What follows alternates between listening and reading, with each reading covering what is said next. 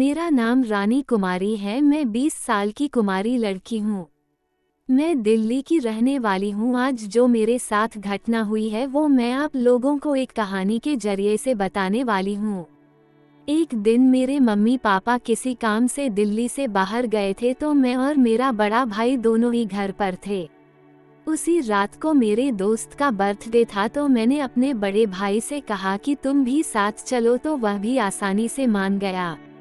तो हम दोनों उस रात को अपने दोस्त के घर के लिए निकल पड़े थे ताकि हम वहां खूब मस्ती कर सके। घर से हम लोग करीब 5 बजे निकले थे। कार में मैं और मेरा भाई दोनों ही जा रहे थे। मेरे भाई की नज़र मेरे पर पहले से ही थी।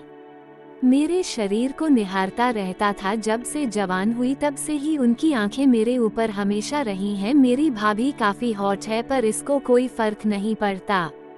मेरी भाभी भी किसी दूसरे लड़के के चक्कर में रहती है, उसके साथ घूमती रहती है। तो जब घर में एक कैरेक्टर लेस हो तो फिर कोई क्या कर रहा है, अच्छा कर रहा है या गंदा कर रहा है, किसी को कुछ समझ नहीं आता और नहीं फर्क पड़ता है। मेरी मम्मी भी कभी मेरी सपोर्ट नहीं करती, क्योंकि वह खुद ही पैसों के लिए किसी के साथ भी सब कुछ करने के लिए तैयार हो जाती है। जब घर में सब लोग कैरेक्टर लेस हो तो एक इंसान सही नहीं रह सकता। मैं उसी में से थी। मैं कोशिश करती थी कि मैं ऐसा कुछ भी नहीं करूं जिससे मेरी इज्जत पर आंच आए। इस वजह से मैंने कभी किसी बॉयफ्रेंड लड़के के चक्कर में नहीं पड़ी। तो आपको समझ आ गया कि मेरा परिवार कैसा है। ऐसे में जब अकेला इंसान हो और उसके साथ एक लड़की हो, अंधेरी रात हो, सुनसान जगह पर कोहरा हो, तो बातें और भी आसान हो जाती हैं। वही मेरे साथ भी हुआ है।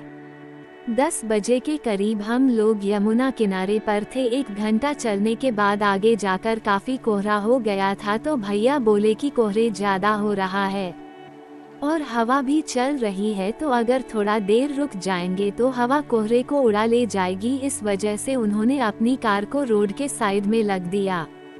साइड में हम दोनों ही कार में थे। हम लोग रास्ता साफ होने का इंतजार कर रहे थे। तभी भैया बोलने लगे कि रानी, तुम बहुत खूबसूरत और हॉट हो। तुम्हारी भाभी मुझे उतना प्यार नहीं कर पा रही है, क्योंकि वह किसी और के चक्कर में रहती है। ये बात तुम्हें भी पता है। ऐसा लगता है मैं अकेला हो गया हूँ, मेरा कोई साथ नहीं देता। आजकल जमाना बदल गया है।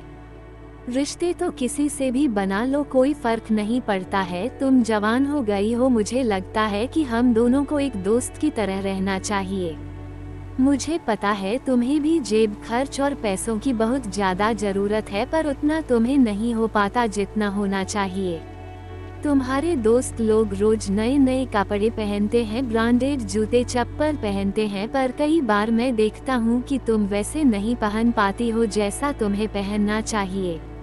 मुझे पता है तुम्हें अभी नौकरी करने में समय है, तो अगर तू मेरी एक अच्छी दोस्त बन जाती हो तो मैं तुम्हारे लिए बहुत कुछ कर सकता हूँ।